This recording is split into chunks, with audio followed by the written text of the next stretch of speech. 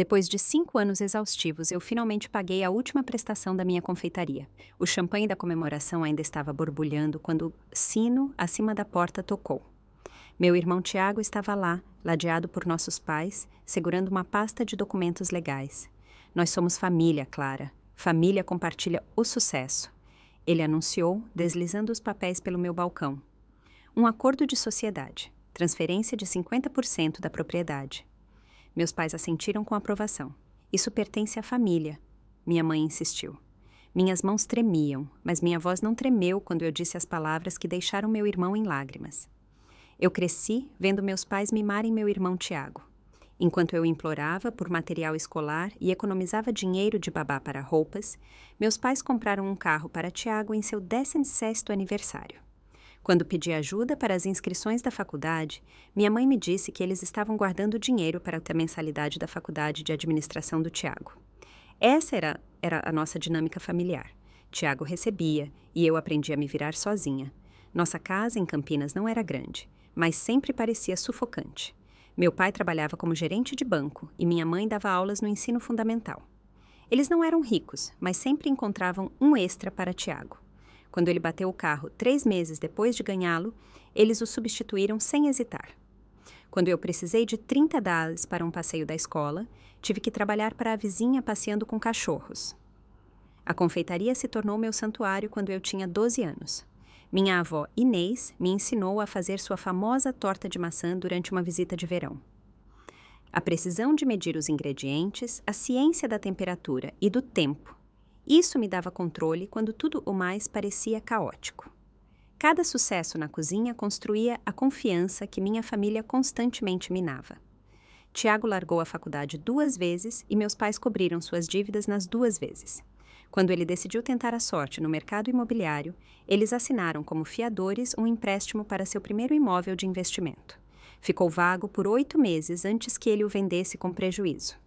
Quando eu me formei no ensino médio com honras, minha comemoração foi um jantar com pizza que meu pai reclamou que custou muito caro. No meu 18º aniversário, eu coloquei tudo o que possuía no meu Gol caindo aos pedaços.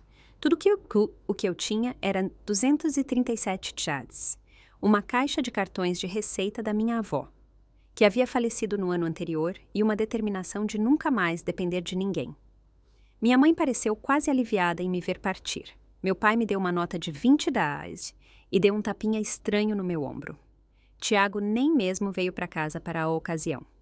Os primeiros meses foram brutais. Aluguei um quarto em uma república com outras 4 garotas, todas estudantes com dificuldades. Durante o dia, eu trabalhava como garçonete em uma lanchonete onde o gerente descontava R$1 do meu pagamento cada vez que um cliente reclamava, fosse minha culpa ou não. À noite, eu limpava escritórios e, nos fins de semana, trabalhava em eventos para uma empresa de catering que pagava em dinheiro e nos fazia trabalhar como loucos. Eu me inscrevi no curso técnico de gastronomia, fazendo empréstimos que nenhuma jovem de 18 anos deveria ter que considerar. Meu foco era confeitaria e eu prosperei, apesar da minha exaustão. Enquanto meus colegas de classe reclamavam das aulas de manhã cedo, eu já estava de pé às 4h30 preparando o café da manhã na lanchonete antes da aula. Cozinhas profissionais não eram gentis com mulheres. Meu primeiro emprego em confeitaria, após completar o curso, foi no Bellini, um restaurante italiano sofisticado no centro. O chefe executivo, Domênico, ficava perto demais, respirando no meu pescoço enquanto eu trabalhava. A confeitaria é delicada. Como as mulheres, ele dizia, seus dedos roçando nos meus enquanto ele ajustava minha técnica com um saco de confeitar. Eu suportei porque precisava da experiência. O subchefe Alan era pior. Ele escondia minhas ferramentas, ajustava as temperaturas do meu forno, quando eu não estava olhando, e levava o crédito pelas minhas sobremesas especiais com o dono. Quando eu o confrontei, ele riu. Ninguém vai acreditar em uma garotinha em vez de mim. Estou aqui há 8 anos. Tudo mudou quando Elaine entrou como a nova gerente geral. Ela pegou Alan sabotando meus soufflés de chocolate antes de um jantar VIP e o demitiu na hora. Mais tarde, naquela noite, após o serviço, ela se sentou comigo no restaurante vazio. Você tem talento de verdade, Clara, ela disse, girando seu vinho. Mas talento não é suficiente neste negócio. Você precisa do seu próprio lugar, onde ninguém possa levar o crédito pelo seu trabalho ou te segurar. Eu mal consigo pagar o aluguel. Eu ri. Abrir uma confeitaria exige capital que eu não tenho. Então você economiza, ela disse simplesmente. Cada centavo, todo dia, e você planeja. Nos 4 anos seguintes, eu vivi como uma monja. Trabalhei sob o chefe Marcos, que pagava menos do que eu merecia, mas me ensinou tudo sobre como administrar uma cozinha eficientemente. Peguei trabalhos adicionais nos fins de semana em casamentos e eventos privados. Mudei-me para um apartamento mais barato, em um bairro questionável, e vendi meu carro, pegando ônibus para todos os lugares. Cada real extra ia para o meu fundo da confeitaria. Aos 24 anos, eu tinha economizado 48 miles. Não era suficiente, mas quando eu vi a placa de aluga-se em uma fachada deteriorada na rua 7 de setembro, no Bonfim, algo simplesmente clicou. O bairro não era chique, principalmente lojas de penhores e lojas de descontos, mas o aluguel estava ao meu alcance, e o espaço tinha sido anteriormente uma lanchonete. Então, a infraestrutura básica existia. Eu apresentei meu plano de negócios a 6 bancos. 6 gerentes de crédito, todos homens, explicaram pacientemente por que meu conceito não funcionaria. A localização é problemática, disse um. Outro questionou se eu tinha a capacidade de gerenciamento na minha idade. Um realmente sugeriu que eu encontrasse um sócio homem com mais experiência que pudesse ser o rosto da operação. O 7º lugar que tentei foi uma cooperativa de crédito local. A gerente de crédito, Diane, realmente leu meu plano de negócios. Ela fez perguntas difíceis sobre minhas projeções, minha estratégia de marketing, meus planos de contingência. Após 2 reuniões e uma visita ao local, ela aprovou um empréstimo com 14% de juros. Um roubo. Mas minha única opção. Os 3 meses seguintes foram um borrão de alvarás, inspeções e reformas. Eu fiz tudo o que pude sozinha, pintando paredes até às 3 da manhã, instalando prateleiras, reformando vitrines que comprei de segunda mão. O que eu não podia fazer sozinha, eu trocava. Eu projetei um bolo de casamento para a filha do eletricista em troca da religação da cozinha para o padrão. Eu forneci 6 meses de doces para o escritório do encanador pelo seu trabalho nos canos antigos. O dia da inauguração foi um desastre de proporções épicas. O forno principal decidiu começar a flutuar na temperatura, queimando uma fornada de croissants e deixando a seguinte crua. Meu fornecedor de farinha entregou farinha comum em vez de farinha de pão. E para completar, uma tempestade bizarra inundou a rua, mantendo todos, exceto os mais determinados clientes, afastados. Eu vendi exatamente $84 em produtos de confeitaria naquele dia contra $1.000 em despesas gerais. Eu tranquei a porta na hora de fechar, sentei no chão da minha cozinha e chorei por exatamente 6 minutos. Então eu me levantei, recalibrei o forno, liguei para o fornecedor de farinha e comecei a preparação para o dia seguinte. Lentamente, eu construí uma pequena, mas leal, base de clientes. Trabalhadores que iam para o centro paravam para tomar café e minhas famosas rosquinhas da manhã. Alguns escritórios próximos encomendavam bandejas de cookies para reuniões. A carteira do bairro trouxe suas amigas. Após 2 meses, eu estava empatando, apenas cobrindo os custos e os pagamentos do empréstimo. Foi quando meu locador, Jorge, apareceu com a notícia que se tornaria o primeiro teste real do meu negócio. Vou aumentar o aluguel, ele anunciou, sem nem se dar ao trabalho de sentar a partir do próximo mês. Isso não é possível, eu disse, mostrando a ele nosso contrato de locação. Temos uma taxa fixa para o primeiro ano. Ele sorriu condescendentemente. Há uma cláusula sobre reajustes de mercado. Este bairro está se valorizando graças a negócios como o seu. O mercado mudou. Eu olhei ao redor para as fachadas vazias de ambos os lados da minha confeitaria. Se valorizando, eu sou o único negócio novo nesta quadra. E você deixou tudo tão bonito, disse ele, passando o dedo pelo meu balcão. As pessoas estão percebendo. Tive outras partes interessadas perguntando sobre o espaço. A menos que você queira concorrência bem ao lado, você vai concordar com os novos termos. Ele deslizou um papel pelo balcão. Meu aluguel dobraria em 30 dias. Meu coração afundou quando percebi que isso poderia afundar meu negócio mal flutuante antes que ele realmente tivesse a chance de nadar. Eu não podia pagar um advogado, mas também não podia pagar o aumento do aluguel. Passei 3 noites pesquisando os direitos dos inquilinos e descobri que o Sebrae de Campinas tinha um programa de assessoria jurídica. Sua advogada voluntária, Janete, revisou meu contrato e descobriu que a cláusula de reajuste de mercado de Jorge era, na verdade, limitada a um máximo de 10% de aumento anual, não os 100% que ele estava exigindo. Janete redigiu uma carta citando as seções relevantes do contrato e as leis estaduais de proteção ao inquilino. Jorge recuou, mas deixou claro que não estava feliz. "Não espere nenhum favor de mim", ele avisou enquanto saía com seu aviso de aumento revisado. Agora apenas 9,5%, mas ainda assim era 300 adicionais que eu não tinha orçado. Para cobrir o aumento, eu fiz uma segunda hipoteca no meu minúsculo apartamento estúdio. O estresse do pagamento me mantinha acordada à noite. Mas durante essas horas sem dormir, desenvolvi uma nova receita que eventualmente ajudaria a salvar o negócio. Meu espiral de laranja. Era parte croissant, parte pão doce, infundido com raspas de laranja e coberto com um glacê de toranja rosa que endurecia para uma casca delicada. No primeiro fim de semana que os ofereci, eles esgotaram em 2 horas. No mês seguinte, eu tinha clientes fazendo fila antes de abrir, pedindo especificamente por eles. Uma blogueira de culinária local os mencionou, e de repente eu tinha pessoas vindo do outro lado da cidade para experimentá-los. Justo quando o negócio estava decolando, a prefeitura, através da Sanasa, anunciou um grande projeto de infraestrutura. Eles iriam substituir as tubulações de água e esgoto em todo o meu quarteirão, com a construção estimada para durar de 3 a 4 meses. No dia em que as barreiras subiram, bloqueando a calçada e as vagas de estacionamento em frente à minha loja, minhas vendas caíram 80%. O pânico se instalou enquanto eu observava os clientes se aproximarem da construção, parecerem confusos e darem meia volta. Ao meio-dia, eu tinha tido exatamente 2 vendas. Eu não poderia sobreviver a 4 meses disso. Naquela noite, eu sentei com meus demonstrativos financeiros espalhados pela mesa da minha cozinha, calculando quanto tempo eu poderia ficar aberta com renda mínima. A resposta era perturbadora. Menos de 6 semanas. Na manhã seguinte, acordei com uma ideia. Se os clientes não podiam vir à minha confeitaria, talvez minha confeitaria pudesse ir até eles.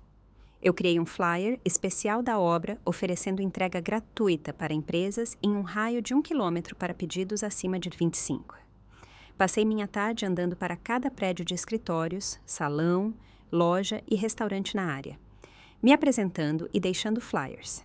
A resposta foi melhor do que eu poderia ter esperado. No final da semana, eu tinha pedidos fixos de 8 empresas. O escritório de contabilidade na Rua 7 de Setembro pedia doces de café da manhã para suas reuniões de segunda-feira. O salão, 3 quarteirões adiante, queria cookies para seus clientes todas as tardes. Eu comecei a chegar às 4 da manhã para assar, depois passava 2 horas entregando antes de voltar para gerenciar o negócio de balcão que gotejava através da construção. Eu estava exausta, mas sobrevivendo. Até que a vigilância sanitária apareceu. O inspetor apontou para manchas de água no meu teto, resultado do encanamento antigo no apartamento acima da minha loja. "Isso é uma violação", ele explicou. "Você não pode operar com potencial contaminação vinda de cima." Eu liguei para Jorge imediatamente. "Isso é um problema do prédio", eu expliquei. "Você precisa consertar o encanamento lá em cima." "Isso não está no meu orçamento este trimestre", ele respondeu. "Você terá que resolver isso ou lidar com o fechamento." Os reparos custaram R$ 4.300, dinheiro que eu absolutamente não tinha. Eu estourei meu último cartão de crédito e contratei o encanador, que balançou a cabeça com simpatia enquanto trabalhava.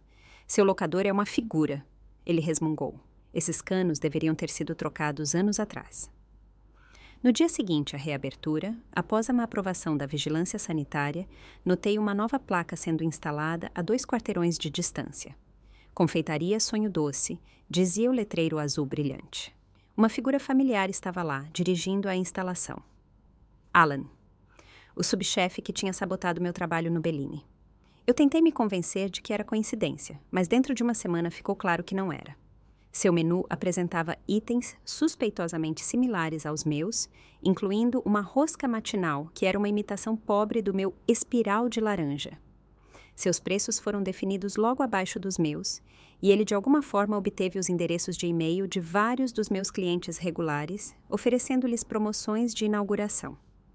Eu soube mais tarde, através de fofocas do setor, que Alan estava monitorando meu progresso e guardando rancor desde que Elaine o havia demitido.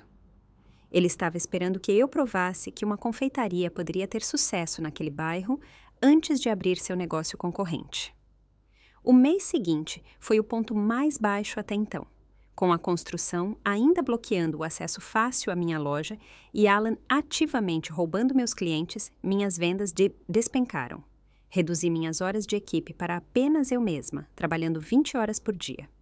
Eu dormia em um colchonete no meu escritório para economizar tempo de deslocamento. Eu não comia nada além de doces danificados que não podiam ser vendidos.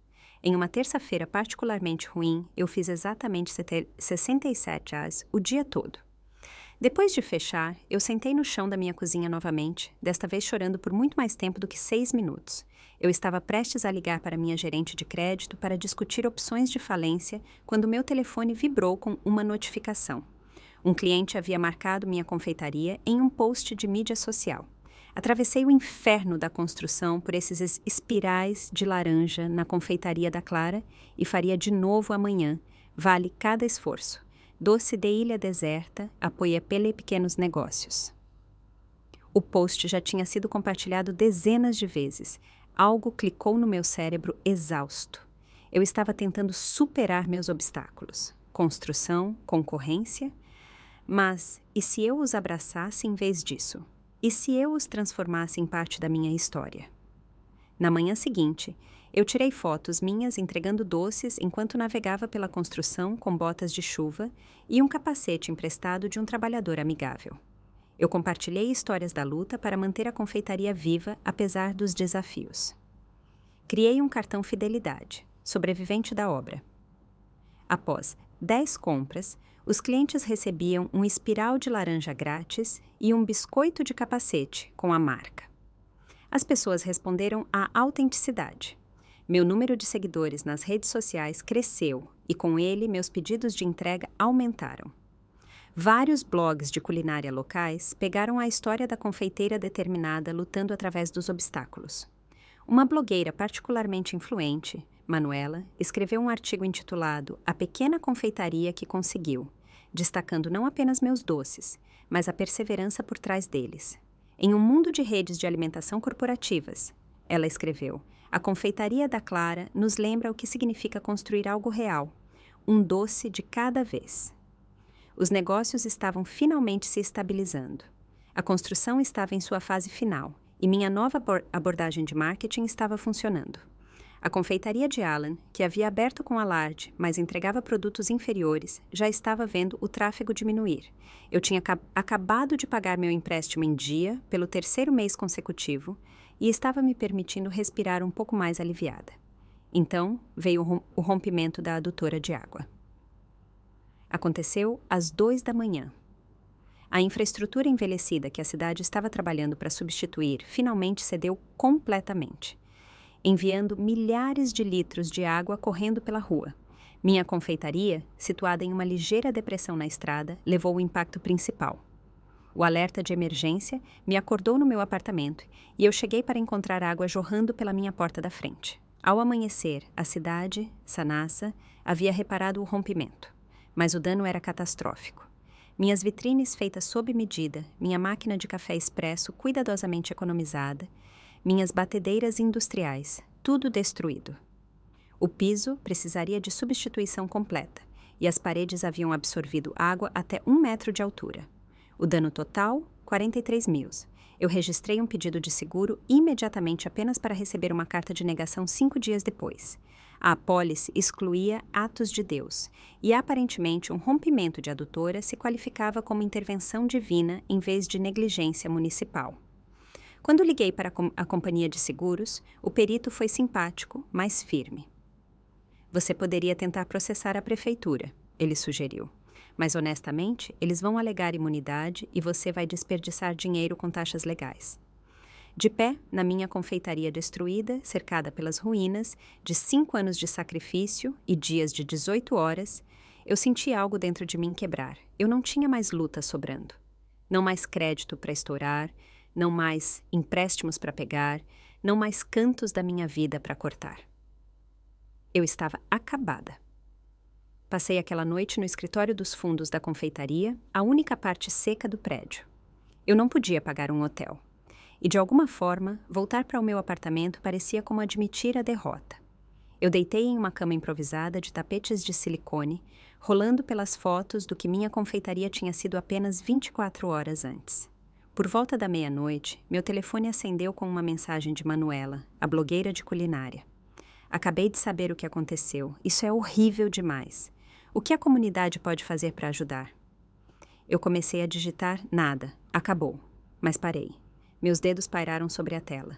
5 anos lutando por este sonho e eu estava prestes a entregá-lo com uma mensagem de texto. A voz da minha avó ecoou na minha memória. Clara, confeitaria é como a vida. Às vezes o forno esquenta demais. Às vezes seus ingredientes não são perfeitos, mas você ajusta e adapta. Você nunca joga fora a fornada inteira. Eu preciso reconstruir. Eu digitei em vez disso. Mas eu não tenho os recursos. A resposta de Manuela foi imediata. Deixa eu fazer algumas ligações. Ao meio-dia do dia seguinte, Manuela havia organizado uma campanha de arrecadação comunitária. Restaurantes locais se ofereceram para hospedar vendas de bolos com receitas que eu forneci. 3 cafeterias concorrentes doaram os lucros do dia. Uma página de financiamento coletivo, uma vaquinha, foi ao ar com uma meta de 15 mil. Não o suficiente para cobrir tudo, mas o suficiente para começar os reparos. A comunidade de Campinas respondeu com inesperada generosidade.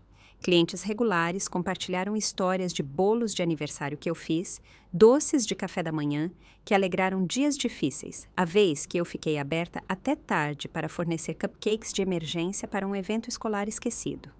A filha do encanador com quem eu tinha feito uma troca organizou um show beneficente no parque. Em 2 semanas, a campanha arrecadou 22 reais. Não eram os 43 mil reais completos que eu precisava, mas era o suficiente para começar a reconstruir. Eu peguei outro empréstimo de juros altos para cobrir o restante, aumentando minha dívida já substancial. Mas agora eu tinha algo que não tinha antes, a prova de que o que eu construí importava para as pessoas além de mim mesma. Eu não podia pagar para alugar outro lugar durante as reformas, então eu permanentemente me mudei para o meu escritório dos fundos, montando um pequeno fogareiro elétrico e um chuveiro no depósito. Por 3 meses, eu vivi entre poeira de construção e o barulho constante dos reparos. Cada centavo ia para substituir equipamentos e reconstruir melhor do que antes. Durante esta pausa forçada nas operações, eu experimentei novas receitas. Inspirada pela inundação, desenvolvi um bolo mar profundo. Camadas de veludo azul com ondas de buttercream ombré e vidro de açúcar que brilhava sob a luz. Eu postei fotos do progresso online, construindo antecipação para a reabertura. A reforma levou o dobro do tempo estimado e custou 30% a mais do que o orçado. Havia noites em que eu ficava acordada calculando quantos doces eu precisaria vender por dia, por quantos anos, para recuperar esses investimentos. Os números eram assustadores, mas eu tinha chegado longe demais para parar agora. O dia da reabertura chegou 6 meses após a inundação. A fila de clientes dobrava o quarteirão. Manuela cobriu o evento para seu blog e 3 estações de notícias locais enviaram repórteres. O prefeito cortou uma faixa cerimonial dizendo algo sobre a resiliência da pequena empresa de Campinas. O bolo mar profundo esgotou na primeira hora. Na hora de fechar, cada prateleira estava vazia e minha máquina de cartão tinha processado mais de 4 mil reais em vendas, mais do que qualquer dia anterior por um fator de 4. Eu deveria estar exultante, mas estava exausta demais para sentir qualquer coisa além de alívio entorpecido. O impulso continuou nas semanas seguintes. Um crítico gastronômico proeminente passou por lá, enquanto estava na cidade, para outra pauta. Sua crítica, publicada em uma revista nacional de gastronomia, chamou meus espirais de laranja de dignos de um desvio e meu bolo mar profundo de uma conquista arquitetônica e gastronômica que estabelecimentos maiores invejariam. De repente, minha operação de uma mulher só não conseguia acompanhar a demanda. Eu estava dormindo 3 horas por noite, assando da meia-noite ao meio-dia, servindo clientes até fechar e então começando a preparação para o dia seguinte. Algo tinha que ceder, e se eu não fizesse mudanças, seria minha saúde. Contratar ajuda era uma perspectiva aterrorizante. Minhas margens ainda eram apertadas apesar do aumento das vendas, e assumir a responsabilidade pelo ganha-pão de outra pessoa parecia avassalador, mas não havia alternativa.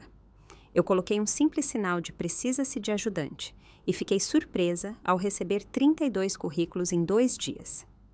Minha primeira contratação foi Júlia, uma estudante de gastronomia com cabelo roxo e múltiplas tatuagens que me lembrava de mim mesma 6 anos antes.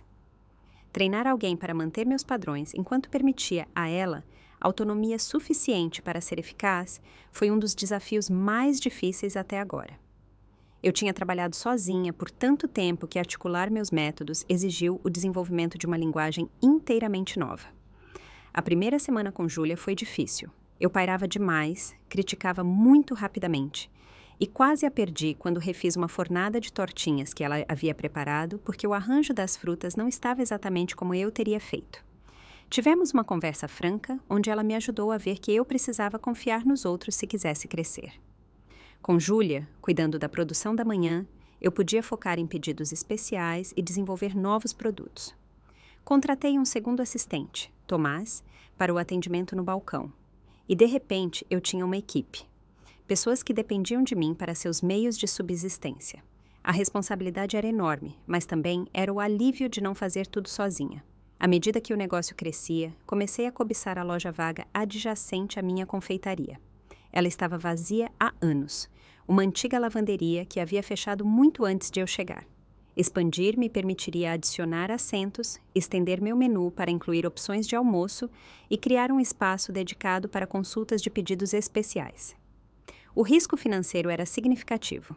Meus empréstimos existentes ainda estavam longe de serem pagos, e assumir dívidas adicionais poderia afundar tudo se minhas projeções de crescimento fossem otimistas demais. Passei semanas refinando meu plano de negócios, calculando cenários de ponto de equilíbrio e pesquisando opções de financiamento adicionais. No final, procurei Daiane na cooperativa de crédito novamente. Ela se lembrou de mim e suas primeiras palavras foram: "Eu li sobre você no blog da Manuela. Você superou todas as projeções do seu plano de negócios original, apesar de contratempos catastróficos." Ela aprovou o empréstimo de expansão com juros muito mais razoáveis de 8%. Jorge, vendo o sucesso da confeitaria, estava de repente ansioso para negociar termos favoráveis para o espaço adjacente. A construção começou em uma porta conectando as 2 lojas, e eu projetei uma cozinha expandida que permitiria maior volume de produção. Enquanto meu negócio de varejo estava crescendo, eu também comecei a desenvolver contas de atacado com cafés locais. 3 cafeterias agora vendiam meus doces, e um supermercado de luxo me procurou para fornecer bolos especiais para sua seção de padaria. Essas contas forneciam uma renda base confiável que ajudava-me a suavizar a natureza imprevisível do negócio de balcão. A Associação Comercial de Campinas me indicou para o prêmio de melhor novo negócio. Novo, sendo um termo relativo, já que eu estava agora no meu 6º ano de operação. A indicação trouxe publicidade adicional e uma matéria no jornal local. A repórter parecia particularmente interessada na minha jornada de sem-teto a empresária. Embora eu a tenha corrigido que nunca fui sem-teto, apenas extremamente frugal e moradora de escritório ocasional. A publicidade chamou a atenção de Lia Andrade, uma celebridade local menor que apresentava um programa de rádio matinal. Ela encomendou seu bolo de casamento da minha confeitaria, uma criação de 6 andares que passei 3 noites sem dormir aperfeiçoando. Quando ela postou fotos para seus 2 milhões de seguidores nas redes sociais, meu número de seguidores online triplicou da noite para o dia e comecei a receber pedidos de encomendas especiais de estados vizinhos. Pela primeira vez, desde a abertura, eu senti que estava construindo algo sustentável. Eu ainda trabalhava 12 horas por dia, mas não mais 20. Eu tinha voltado para o meu apartamento. Eu tinha reduzido o principal do meu empréstimo original em quase 40%. O pânico existencial, que tinha sido meu companheiro constante por anos, começou a recuar. Foi quando minha família reapareceu de repente na minha vida. Era uma tarde de terça-feira durante uma rara calmaria no tráfego de clientes. O sino acima da porta tocou e eu olhei para cima para ver 3 pessoas que eu mal reconheci. O cabelo da minha mãe estava agora completamente grisalho. Meu pai havia perdido peso e ganhado rugas. Meu irmão Tiago parecia essencialmente o mesmo, bonito daquela maneira convencional que sempre abriu portas para ele, embora agora com roupas de grife e um relógio caro. Clara, minha mãe disse, de braços abertos como se tivéssemos nos visto na semana passada, em vez de 7 anos atrás. Seu pai e eu estávamos apenas dizendo ao Tiago que precisávamos vir ver esta confeitaria sobre a qual temos ouvido falar. Eu congelei, saco de confeitar na mão, totalmente despreparada para esta colisão do meu passado e presente. Júlia me lançou um olhar preocupado de trás do balcão, sentindo minha atenção. "O que vocês estão fazendo aqui?" Eu finalmente consegui dizer. "A família não pode visitar?" Tiago perguntou com um sorriso que não alcançou seus olhos. "Temos visto seu nome em todos os lugares ultimamente. Achamos que era hora de uma reunião." E assim, minha vida nova, cuidadosamente construída, começou a rachar nas bordas. A reunião foi estranha, na melhor das hipóteses. Meus pais agiram como se nosso distanciamento tivesse sido um pequeno conflito de agenda, em vez de 7 anos de silêncio completo. Eles vagaram pela minha confeitaria, examinando tudo com olhos curiosos enquanto faziam comentários que dançavam entre elogios e críticas sutis. "Que escolhas de decoração interessantes", disse minha mãe, passando o dedo pela prateleira de madeira de demolição que eu mesma havia instalado. "Bem jovem." Tiago estava particularmente interessado na cozinha, espiando pelas portas vai e vem e fazendo perguntas pontuais sobre meu equipamento. "Essas batedeiras devem ter custado uma fortuna", ele comentou. "O negócio deve estar bom."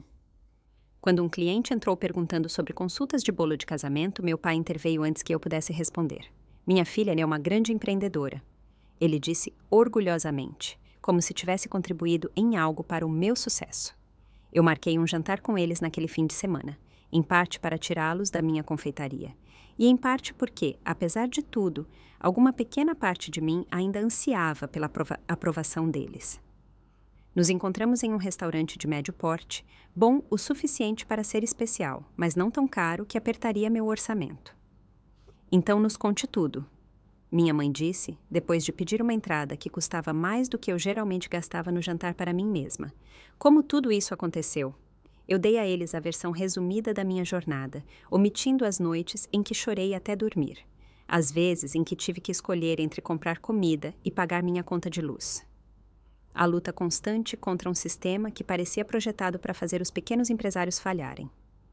Mesmo a versão higienizada deveria ter inspirado algum reconhecimento do que eu realizei sem a ajuda deles. Em vez disso, Tiago ergueu seu copo em um brinde. "Ao golpe de sorte da Clara. Sempre soube que você tinha jeito para assar." "Golpe de sorte?" Eu ecoei, incapaz de esconder minha incredulidade.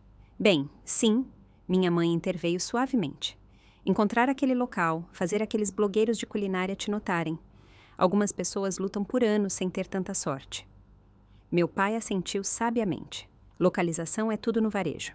Você certamente caiu em uma boa situação lá."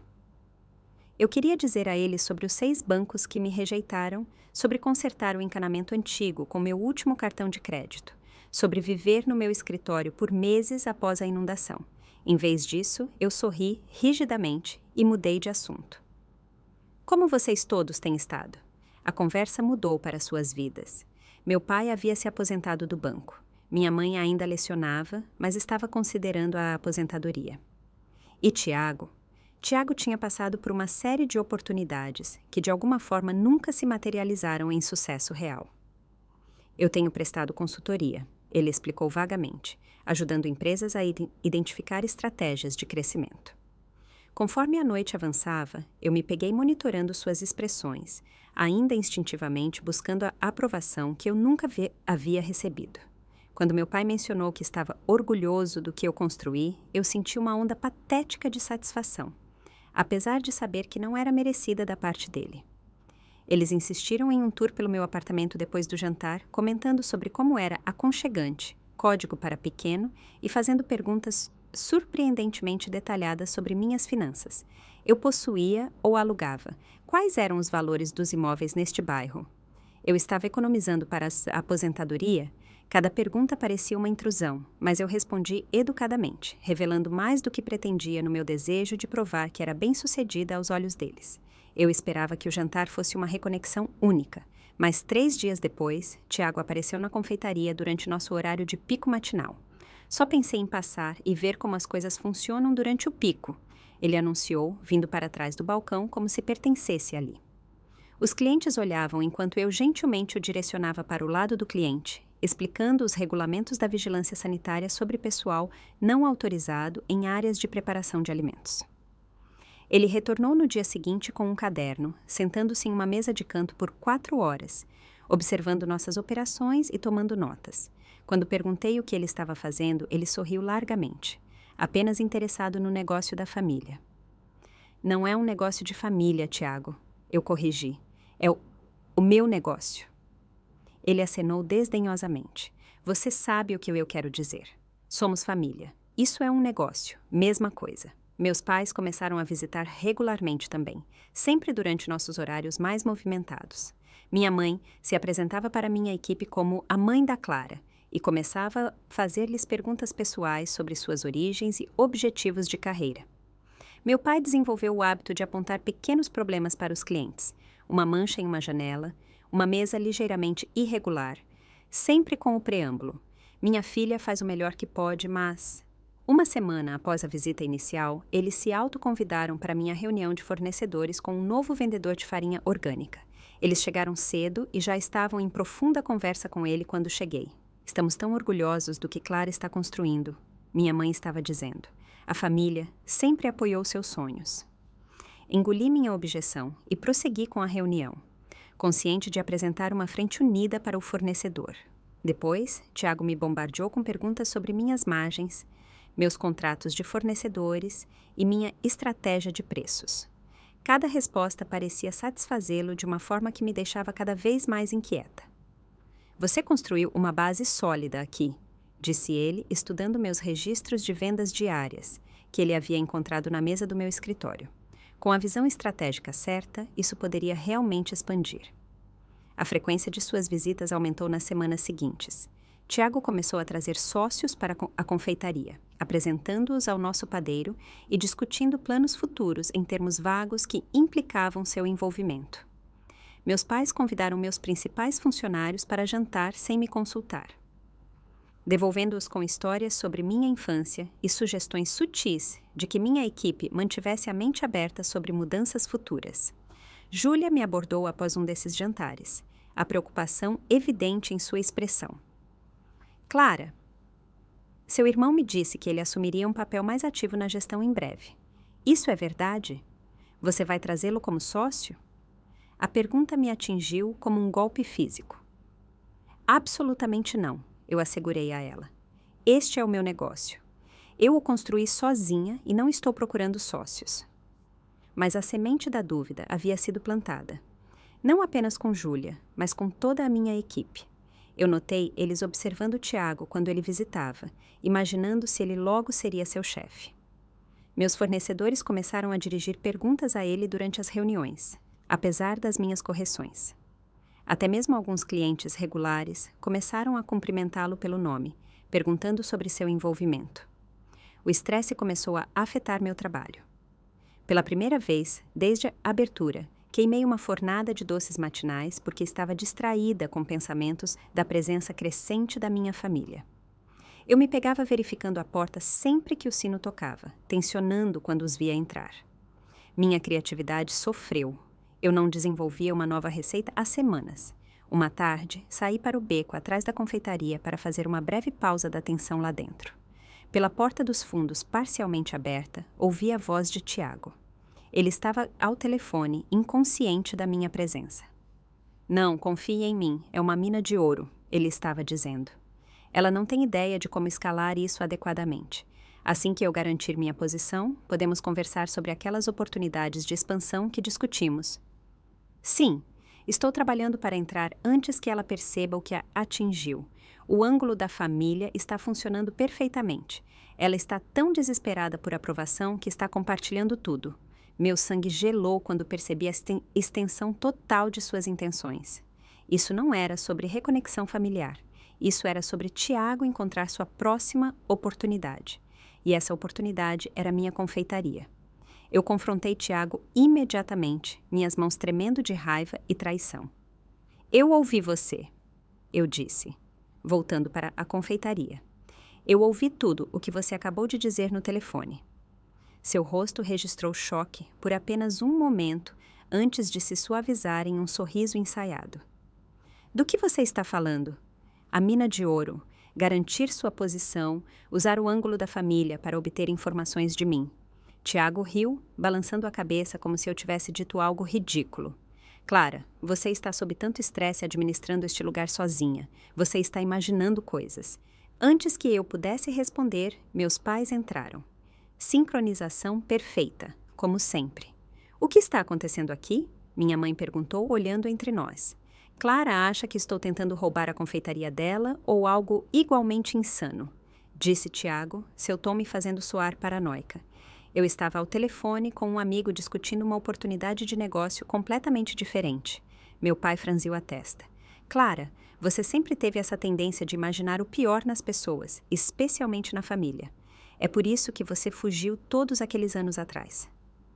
Eu não fugi, eu disse entre dentes. Eu saí porque vocês deixaram claro que eu não era uma prioridade. Vê? Minha mãe suspirou, virando-se para Tiago. Ela ainda é tão desconfiada depois de tudo o que fizemos. O gaslighting era tão descarado que tirou meu fôlego. Eu tinha provas claras das intenções de Tiago. No entanto, de alguma forma, eu estava sendo feita para sentir como se fosse a irracional. Essa tinha sido a dinâmica deles minha vida inteira. Tiago não podia fazer nada de errado, e minhas preocupações eram sempre descartadas como exageros. Pedi que eles fossem embora e, para minha surpresa, eles obedeceram sem discussão. Mas no dia seguinte, eles retornaram com uma nova abordagem. A família precisa ficar unida, minha mãe começou, colocando uma caçarola caseira no meu balcão, a mesma macarronada com atum que eu odiava quando criança. Estivemos pensando sobre o quão duro você está trabalhando, Clara. Não é saudável. Você precisa de apoio, meu pai acrescentou. É para isso que serve a família. Tiago assentiu solenemente. Eu sei que tivemos nossas diferenças, mas no final das contas, o sangue é mais grosso que a água. Deveríamos estar trabalhando juntos, não um contra o outro. A performance sincronizada deles teria sido impressionante se não fosse tão transparente. Eles estavam preparando o terreno para o que viria a seguir. O argumento para o envolvimento de Tiago no meu negócio sob o disfarce de lealdade familiar. Veio mais cedo do que eu esperava. Na semana seguinte, Tiago chegou com um homem que ele apresentou como Caio, um colega de negócios, com experiência em operações familiares. Caio apresentou-lhe um cartão de visita, identificando-o como um consultor de empresas familiares. Mas uma rápida pesquisa na internet durante sua pausa para o banheiro revelou que sua especialidade era, na verdade, em ajudar membros da família a ganhar participações acionárias em negócios de sucesso iniciados por parentes. Toda empresa familiar precisa de um planejamento de sucessão claro, Caio explicou, espalhando brochuras pela mesa do meu escritório. Sem a estrutura adequada, essas empresas muitas vezes vacilam durante as transições.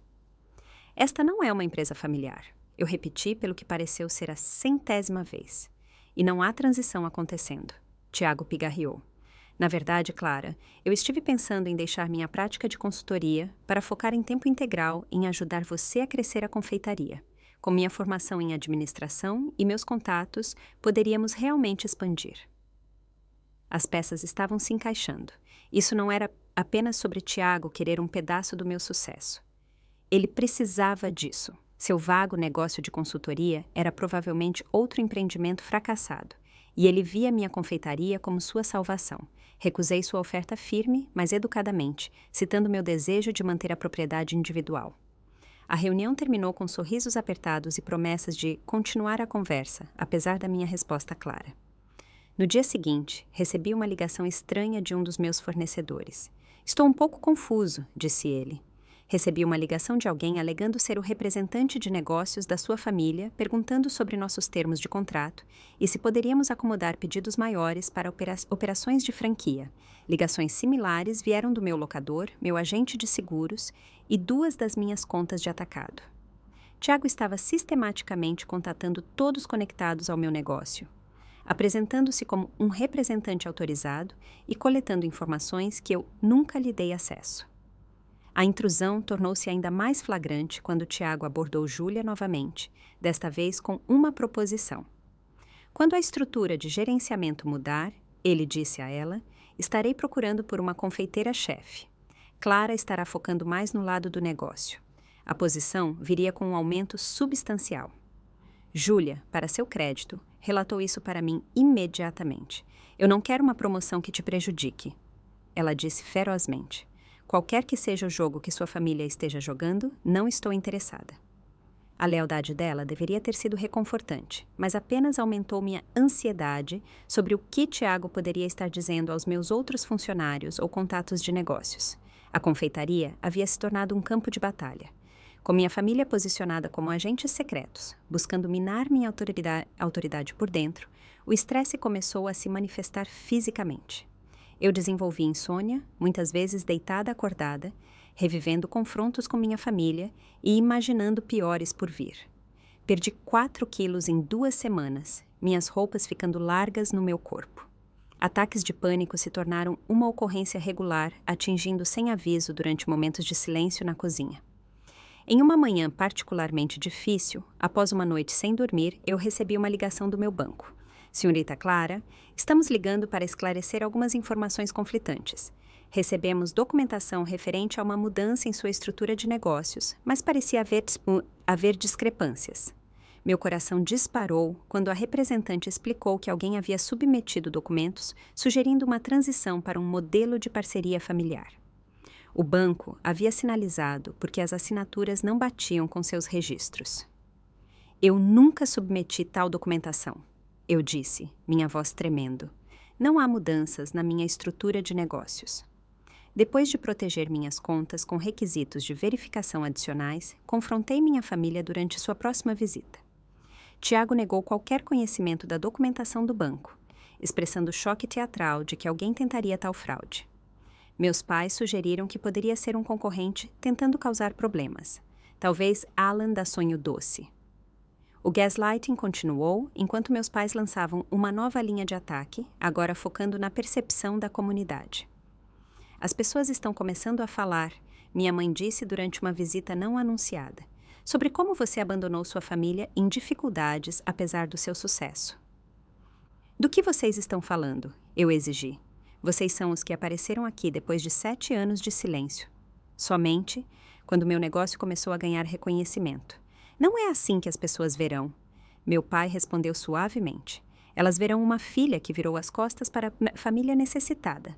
É essa a reputação que você quer para sua confeitaria? A ameaça era clara. Cumpra com suas exigências ou eles danificariam minha posição na comunidade que eu trabalhei tão duro para construir. Era manipulativo e cruel, mirando os relacionamentos que eu mais valorizava. O próximo movimento de Tiago foi ainda mais direto. Durante uma inspeção de rotina da vigilância sanitária, o inspetor mencionou que um cidadão preocupado havia denunciado possíveis violações de código em minha cozinha.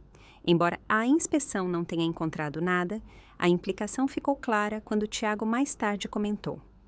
É difícil quando as regulamentações mudam tão frequentemente. Difícil para um pequeno negócio acompanhar. Passei a semana seguinte em modo de hipervigilância, verificando e reverificando cada aspecto da minha operação em busca de potenciais vulnerabilidades que minha família pudesse explorar. Instalei câmeras de segurança, fiz backup de todos os meus registros de negócios fora do local e instruí a equipe a não compartilhar nenhuma informação com meus familiares. Justo quando eu pensei que a situação não poderia se tornar mais estressante, recebi uma notificação do meu sistema de ponto de venda sobre tentativas de acesso incomuns. Alguém havia tentado logar nas minhas contas múltiplas vezes. O endereço IP rastreou até uma cafeteria onde Tiago frequentemente trabalhava. Eu estava no meio da mudança de toda a minha segurança digital quando minha família chegou para o que seria sua emboscada final. A data era significativa. Exatamente 5 anos e um dia desde que eu tinha assinado o contrato de locação da minha confeitaria. O dia depois que eu tinha feito o pagamento final do meu empréstimo original. O sino tocou e eles entraram como uma unidade. Tiago na frente. Meus pais o flanqueando como atores coadjuvantes em sua produção. Tiago carregava uma pasta Manila. Minha mãe agarrava sua bolsa com os nós dos dedos brancos. Meu pai usava a mesma expressão que tinha quando me disciplinava quando criança. Clara, Tiago começou sem preâmbulo. Precisamos conversar sobre o futuro desta confeitaria. Eu fechei mais cedo naquele dia, virando a placa para fechado e pedindo aos meus 2 funcionários para tirarem o resto da tarde de folga. O que quer que estivesse prestes a acontecer, eu não queria uma audiência. Nos reunimos na minha pequena sala de conferências. Na verdade, apenas um canto do espaço expandido com uma mesa que normalmente hospedava consultas de bolo. Tiago colocou a pasta no centro da mesa com o florescimento teatral de um mágico, revelando um truque. Nós preparamos alguns documentos que irão formalizar o envolvimento da nossa família na confeitaria, ele anunciou. Um acordo de sociedade que me concede 50% de propriedade com mamãe e papai, servindo como um conselho consultivo. Eu olhei para ele, imaginando se isso era alguma piada elaborada. Por que eu assinaria metade do meu negócio para você? Minha mãe estendeu a mão pela mesa para dar um tapinha na minha. Clara, querida, negócios de família pertencem à família inteira. É assim que funciona. Este não é um negócio de família. Eu disse pelo que pareceu ser a 1000ª vez. Eu construí isso sozinha. Você não estava lá quando eu estava trabalhando em 3 empregos para economizar o capital inicial. Você não estava lá quando eu estava pintando essas paredes às 3 da manhã. Você não estava lá quando a inundação destruiu tudo o que eu tinha construído. Isso não é inteiramente verdade, meu pai interveio. Nós sempre estivemos lá em espírito. Nós somos sua fundação, Clara. O absurdo desta declaração poderia ter me feito rir se a situação não fosse tão séria. Tiago empurrou a pasta em minha direção, abrindo-a para revelar documentos legais elaborados com muito mais detalhes do que eu esperaria. Isso não era uma proposta impulsiva. Eles tinham planejado isso por semanas, possivelmente meses. Eu desenvolvi uma estratégia de negócios para a expansão regional, Tiago explicou. Com minha formação em administração e conexões, poderíamos abrir mais 3 locais em 18 meses, mas eu preciso ter pele em jogo para me comprometer totalmente. Formação em administração? Eu repeti. Você largou a faculdade 2 vezes. Ele acenou desdenhosamente. Eu completei os cursos essenciais. O diploma é apenas uma formalidade. Eu folheei os documentos, notando com crescente alarme o controle extensivo que Tiago teria sobre este arranjo. Ele gerenciaria todos os aspectos financeiros, enquanto eu seria relegada à supervisão de produção, essencialmente me tornando uma padeira na minha própria confeitaria. Isso é insultuoso, eu disse, fechando a pasta. Eu não vou assinar isso. A postura amigável de Tiago endureceu ligeiramente. Clara, seja razoável. Este bairro está se tornando muito mais sofisticado graças aos seus esforços. O aluguel comercial vai disparar quando seu contrato renovar. Você tem o capital para sustentar isso? Era uma boa pergunta e uma que me manteve acordada muitas noites. Meu contrato venceria em 8 meses e eu já estava economizando para o aumento inevitável. Mas eu não estava prestes a admitir essa vulnerabilidade para Tiago. Eu vou gerenciar, como eu sempre fiz. Minha mãe suspirou dramaticamente. A comunidade te abraçou como uma das histórias de sucesso de Campinas. Como você acha que eles reagiriam se soubessem que você abandonou sua família em dificuldades? Seu irmão teve tanta dificuldade em encontrar seu caminho. Você está me ameaçando com a opinião pública? Eu perguntei, incrédula. Ameaçando não, meu pai corrigiu, apenas apontando consequências potenciais. As pessoas valorizam a lealdade familiar. A chantagem implícita era tão transparente quanto desprezível. Eles me pintariam como a vilã, a filha egoísta que se recusou a ajudar sua família, apesar de seu sucesso. Em uma cidade orientada para a comunidade como Campinas, tal narrativa poderia danificar os relacionamentos que eu trabalhei anos para construir. Tiago se inclinou para a frente, sua voz baixando para um tom confidencial. Sabe, os regulamentos da vigilância sanitária estão ficando mais rigorosos a cada ano. Seria uma pena se alguém notasse como você às vezes usa o depósito dos fundos para armazenamento sem as devidas atualizações de ventilação. Eu congelei. Era uma violação menor que eu pretendia resolver, mas essa ameaça imediata era clara.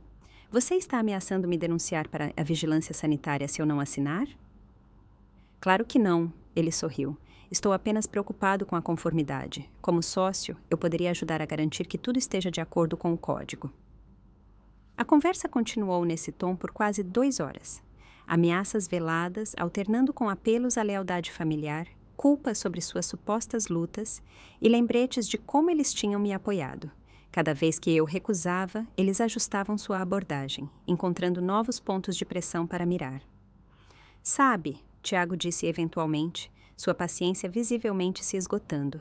Eu te dei a ideia para esta confeitaria anos atrás. Lembra daquela conversa no Natal quando eu disse, você deveria vender seus biscoitos comercialmente? Eu olhei para ele em descrença. Eu tinha saído de casa aos 18. Não tinha havido tal conversa. Isso era uma fabricação completa. No entanto, ele entregou com tanta confiança que, por um momento, eu quase questionei minha própria memória. Isso nunca aconteceu, Tiago. Mãe e pai ambos se lembram, ele insistiu. Meus pais assentiram em concordância sincronizada. Eu fiz parte disso desde o início, Clara. Estou apenas pedindo reconhecimento formal desse fato. Eu levantei, minha decisão tomada. Eu acho que terminamos aqui. Eu não vou assinar nada. A expressão de Tiago escureceu. Você sempre foi teimosa. Estamos tentando ajudar você, mas você é orgulhosa demais para ver. Esta reunião acabou, eu disse, movendo-me em direção à porta. Você vai se arrepender disso, meu pai avisou enquanto eles pegavam seus pertences. Família é para sempre, Clara. Você não pode escapar disso. Eu os observei sair. Uma curiosa sensação de calma, substituindo a ansiedade que me atormentou por semanas. Eles finalmente tinham mostrado suas verdadeiras intenções, despidas de pretexto. Agora eu sabia exatamente com o que estava lidando. Na manhã seguinte, liguei para Ângela Rios, uma advogada que eu tinha consultado durante a disputa do seguro da inundação.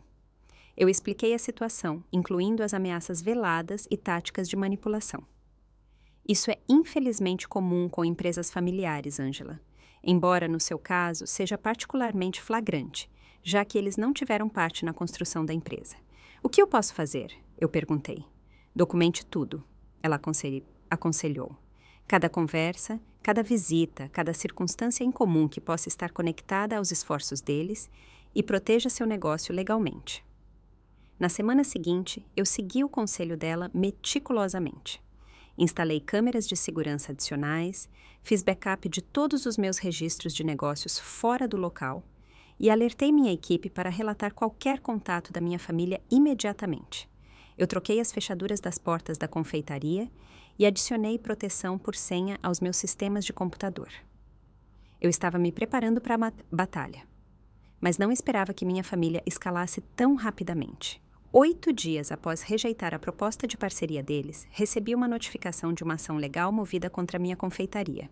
Tiago estava alegando que tinha um acordo de parceria verbal comigo datado desde o início da confeitaria. Ele alegou que havia fornecido contribuição conceitual e estratégica essencial durante os estágios de planejamento e que lhe havia sido prometida uma participação formal assim que o negócio se tornasse lucrativo. Era completamente fabricado, mas criado de forma plausível o suficiente para que um tribunal precisasse investigar. A consequência imediata foi um congelamento temporário das minhas contas empresariais, pendente de revisão judicial inicial. Sem acesso às minhas contas, eu não podia pagar fornecedores, processar a folha de pagamento ou cobrir despesas contínuas. Foi um movimento calculado, projetado para criar pressão máxima em tempo mínimo. Tiago provavelmente esperava que eu capitulasse em vez de lutar uma batalha legal prolongada que eu poderia não ser capaz de pagar. Ângela me tranquilizou que o caso dele era fraco, mas avisou que os procedimentos legais poderiam se arrastar por meses. Ele está apostando que você fará um acordo para encerrar a pressão financeira rapidamente, ela explicou. Então ele calculou errado, eu respondi. Uma determinação fria, substituindo minha ansiedade anterior. Eu não sobrevivi a tudo mais apenas para entregar minha confeitaria agora. Com a orientação de Ângela, eu entrei com uma ação judicial por assédio e difamação. Enquanto preparávamos nossa resposta legal, eu tive que encontrar uma maneira de manter a confeitaria operando com contas congeladas. Minha equipe se uniu ao meu redor de maneiras que eu nunca poderia ter antecipado. Júlia ofereceu suas economias pessoais para cobrir os custos de suprimentos. Tomás trabalhou por vales, em vez de pagamento imediato. Meu fornecedor de farinha, ao saber da situação, estendeu termos de crédito incomuns. Manuela organizou outra campanha de arrecadação comunitária, desta vez especificamente para apoiar despesas legais. Apesar de tudo, eu permaneci estranhamente calma. O estresse constante dos últimos meses havia queimado toda a minha incerteza, deixando apenas determinação resoluta. Esta era a minha confeitaria. Eu a construí do nada. Ninguém, nem mesmo a família, tinha o direito de tirá-la de mim. Enquanto coletava documentação para o nosso caso, eu descobri algo inesperado. Ao revisar comunicações antigas com fornecedores, encontrei um e-mail de uma conta que não reconheci, mas assinado com meu nome. A mensagem solicitava mudanças nos cronogramas de entrega e incluía uma assinatura digitalizada que, embora semelhante à minha, mostrava diferenças sutis. Investigações posteriores revelaram várias dessas comunicações, todas enviadas durante períodos em que minha família estava visitando regularmente. Entre os muitos talentos da minha mãe, estava uma habilidade estranha de imitar caligrafia, uma habilidade que ela usara durante minha infância, para assinar autorizações e boletins sem escrutínio. Eu também descobri evidências de que Tiago havia abordado meu principal concorrente, Alan, da Sonho Doce, com uma oferta para vender-lhe minhas receitas e lista de clientes depois de ganhar o controle do meu negócio. A traição ia ainda mais fundo do que eu imaginava. Tiago não queria administrar uma confeitaria. Ele queria depená-la e seguir para sua próxima oportunidade. Ângela adicionou essas descobertas ao nosso crescente arquivo de caso. Precisamos apresentar todas essas evidências diretamente à sua família. Ela aconselhou. Às vezes, ver o peso das evidências contra eles convence as pessoas a desistirem antes dos procedimentos formais. Agendamos uma reunião no escritório de Ângela. Passei a noite anterior revisando tudo o que tínhamos, um histórico abrangente da minha jornada solo construindo a confeitaria, depoimentos de todos que ajudaram ao longo do caminho, evidências da manipulação e tentativas de fraude da minha família, e documentação das verdadeiras intenções de Tiago. Conforme eu organizava esses materiais, senti algo mudar dentro de mim. A garotinha, buscando desesperadamente a aprovação dos pais, tinha finalmente crescido. Eu não precisava mais da validação deles. Eu tinha construído algo valioso inteiramente sem eles, e seu interesse atual era sobre exploração, não amor. Na manhã seguinte, minha família chegou ao escritório de Ângela com seu próprio advogado, um homem de aparência engomada em um terno caro, que se apresentou como Dr. Jefferson Bastos. Eles pareceram surpresos com meu comportamento calmo, talvez esperando a filha emocional e facilmente manipulável que se lembravam. Antes de começarmos as discussões formais, disse Ângela, Clara gostaria de se dirigir à sala. Eu levantei, encarando as pessoas que compartilhavam meu sangue, mas que nunca tinham sido verdadeiramente minha família. Por 5 anos, eu construí minha confeitaria sem qualquer ajuda, ou mesmo reconhecimento de qualquer um de vocês. Comecei, minha voz firme. Eu trabalhei dias de 18 horas. Eu morei no meu escritório quando não podia pagar o aluguel. Eu sobrevivi a inundações, concorrentes, obras e inúmeros outros desafios que teriam destruído a maioria dos negócios. Eu coloquei fotografias sobre a mesa. Imagens da fachada dilapidada original. Eu pintando paredes sozinha à meia-noite, a cozinha danificada pela inundação, a reconstrução gradual. Em nenhum momento durante esses 5 anos algum de vocês ligou, visitou ou expressou interesse na minha vida. Vocês reapareceram exatamente um dia depois que eu fiz o pagamento final do meu empréstimo de negócio inicial. O timing de vocês não foi coincidência. Tiago começou a interromper, mas eu levantei minha mão. Eu tenho documentação provando múltiplas instâncias de fraude, incluindo assinaturas falsificadas, comunicações não autorizadas com meus fornecedores e tentativas de acessar minhas contas empresariais sem permissão. Eu tenho gravações de Tiago ameaçando com ação regulatória se eu não cumprisse com suas demandas. E eu tenho evidências do plano dele de vender minhas receitas e informações de clientes para o meu principal concorrente depois de ganhar o controle do meu negócio. Eu expus cada pedaço de evidência metodicamente. O rosto da minha mãe empalideceu quando apresentei as assinaturas falsificadas. Meu pai parecia cada vez mais desconfortável enquanto a gravação de suas ameaças veladas tocava. Tiago manteve sua expressão confiante, mas notei um leve tique em sua mandíbula. Um sinal de infância que sempre emergia quando ele estava encurralado. Aqui está o que acontece a seguir, eu continuei. Vocês retirarão todas as ações contra mim e minha confeitaria imediatamente. Vocês assinarão acordos legalmente vinculativos para nunca tentar contato comigo, meus funcionários ou qualquer entidade conectada ao meu negócio novamente. Em troca, eu não prestarei queixa criminal por fraude, falsificação e chantagem. O Dr. Jefferson Bastos começou uma resposta arrogante sobre mal-entendidos familiares e negociações de boa-fé, mas Angela o silenciou com uma única sobrancelha erguida. Minha cliente foi extremamente generosa em sua oferta, ela disse. As evidências aqui apoiariam não apenas a rejeição das reivindicações do seu cliente, mas potencialmente processo criminal.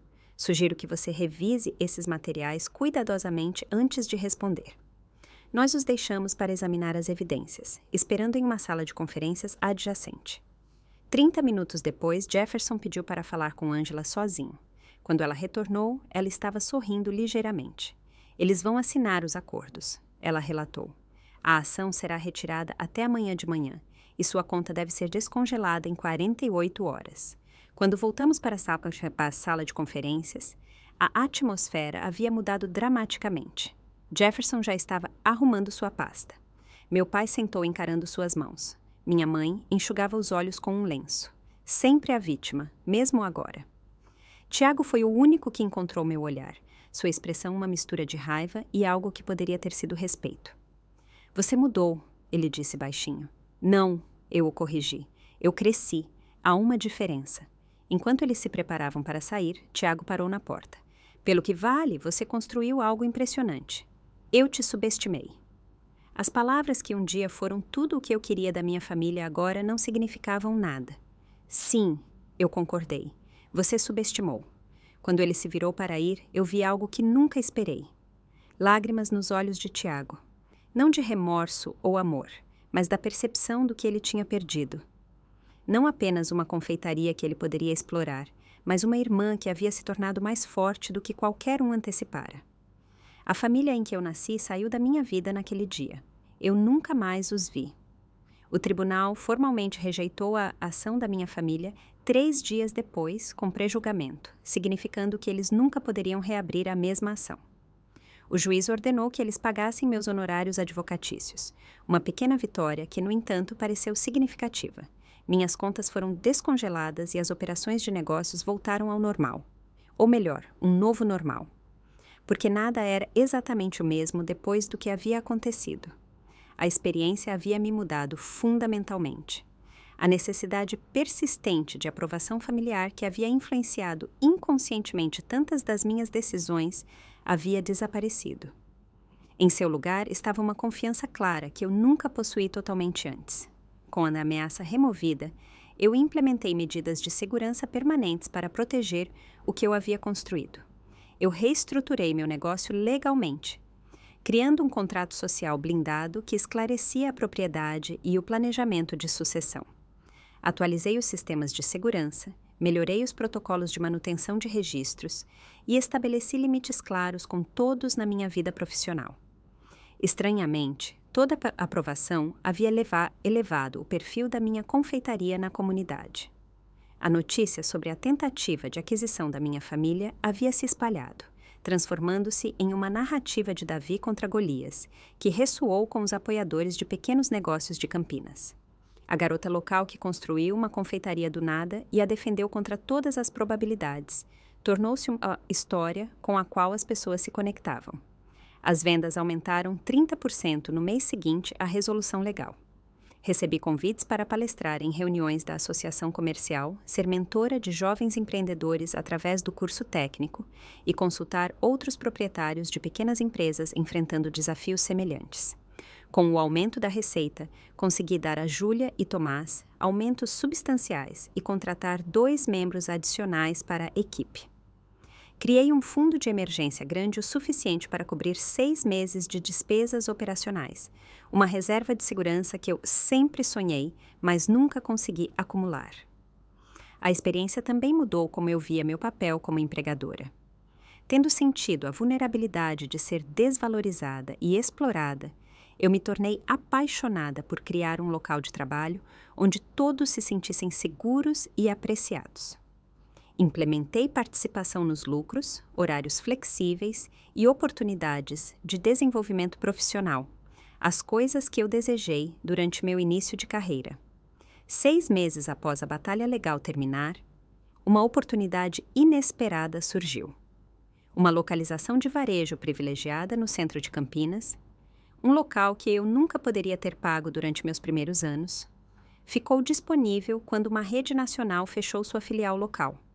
O administrador do imóvel me contatou diretamente, oferecendo termos de locação favoráveis, porque, como ela explicou, queremos histórias de sucesso locais, não mais corporações sem rosto. Após uma cuidadosa análise financeira, decidi assumir o risco.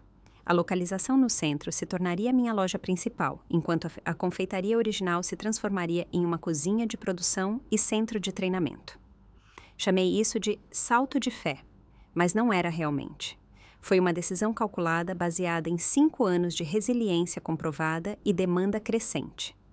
A expansão exigiu financiamento adicional, mas desta vez os bancos competiram pelo meu negócio. Minha gerente de crédito, uma jovem mulher que me lembrava de mim mesma 6 anos antes, ofereceu termos que eu mal poderia ter imaginado durante minhas lutas iniciais. Seu histórico de negócios é impressionante, ela disse, revisando minha solicitação. Particularmente, sua adaptabilidade durante múltiplas crises. É isso que procuramos. Não apenas sucesso, mas resiliência comprovada. A localização no centro abriu exatamente 1 ano depois que eu fiz o pagamento final do meu empréstimo original. A fila de clientes dobrava o quarteirão, relembrando minha reabertura pós-inundação, mas sem a ansiedade financeira subjacente. Desta vez, eu pude aproveitar o momento plenamente. O novo espaço apresentava uma cozinha com paredes de vidro onde os clientes podiam assistir à criação da confeitaria em tempo real, assentos confortáveis para aqueles que queriam ficar e uma sala de consulta especial para pedidos personalizados. Eu a chamei de Do Nada, abraçando a jornada que me trouxe até aqui. Na grande inauguração, Manuela me entrevistou para seu blog de culinária, agora sindicalizado nacionalmente. Olhando para trás, ela perguntou: o que você diria a outros empreendedores enfrentando desafios semelhantes? Eu considerei a pergunta cuidadosamente, pensando em todos os jovens empresários que poderiam estar lutando como eu lutei um dia. Construa algo autêntico, eu finalmente respondi. Algo que realmente pertença a você. O sucesso não é apenas financeiro. É criar algo significativo que represente seus valores e visão. E quando os desafios vierem, porque eles sempre virão, lembre-se de que resiliência não é sobre nunca cair, é sobre sempre se levantar. Conforme a entrevista concluía, olhei ao redor para o que eu havia criado, não apenas uma confeitaria, mas uma comunidade. Júlia havia se desenvolvido em uma excepcional confeiteira-chefe, agora treinando nossos membros de equipe mais novos com a mesma paciência que ela havia mostrado comigo. Tomás gerenciava as operações de frente de loja com calor e eficiência. Clientes regulares se cumprimentavam pelo nome, formando amizades que se estendiam além das nossas paredes. Esta, eu percebi, era a verdadeira família que eu havia construído. Não uma conectada por sangue, mas por valores compartilhados e respeito mútuo. 3 anos após o confronto familiar, a Associação Comercial de Campinas nomeou a Confeitaria do Nada como a Empresa do Ano. De pé, no pódio, aceitando o prêmio, eu refleti sobre a jornada que me trouxe até ali. De uma loja em ruínas com um forno de segunda mão para um empreendimento próspero com 2 locais e 15 funcionários. O sucesso raramente é uma linha reta, eu disse à audiência. É uma série de desafios superados, lições aprendidas e relacionamentos construídos. O ingrediente mais importante não é capital ou conexões, é persistência. Na semana seguinte, lancei um programa de mentoria especificamente para jovens mulheres empreendedoras, enfrentando as barreiras que eu havia encontrado. A Fundação do Nada fornecia microcréditos, orientação de negócios e apoio moral para aquelas começando com recursos limitados, mas determinação ilimitada.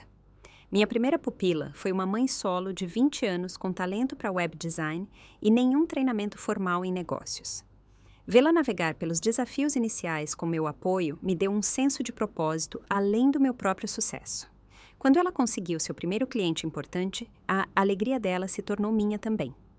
5 anos depois do dia em que abri minha primeira confeitaria, eu estava na minha cozinha do centro antes do horário de abertura, tirando um raro momento de solidão. O cheiro de pão fresco enchia o ar. A luz da manhã entrava pelas janelas e o zumbido silencioso das batedeiras criava uma trilha sonora que eu vinha a amar. Naquele momento de reflexão, eu percebi algo profundo. A confeitaria que eu lutei tanto para construir e proteger não era apenas um negócio. Era a prova física de que acreditar em si mesma, quando ninguém mais acredita, não é delírio. É o primeiro passo para criar algo significativo. A jornada do nada para algo tinha me mudado de maneiras que eu nunca antecipei. As dificuldades não me quebraram. Elas me forjaram em alguém mais forte, mais sábia e mais compassiva do que eu jamais poderia ter me tornado sem elas. As traições me ensinaram a valorizar relacionamentos autênticos. As lutas me deram perspectiva que nenhuma quantidade de sucesso fácil poderia fornecer. Eu havia construído minha confeitaria do nada, a defendi contra aqueles que tentaram reivindicá-la e a transformei em algo maior do que eu inicialmente imaginei. Mas a transformação mais importante não foi no negócio, foi em mim. Você já teve que lutar por algo que construiu do zero? Talvez não tenha sido um negócio, mas algo mais que era verdadeiramente seu. Um relacionamento, uma carreira, um projeto criativo ou até mesmo seu senso de autoestima. Eu adoraria ouvir suas histórias de persistência e triunfo nos comentários abaixo. E se você encontrou inspiração na minha jornada, por favor, curta este vídeo, inscreva-se para ouvir mais histórias de resiliência e compartilhe com alguém que possa precisar de encorajamento hoje. Obrigada por ouvir e lembre-se, às vezes as coisas mais bonitas são construídas do nada.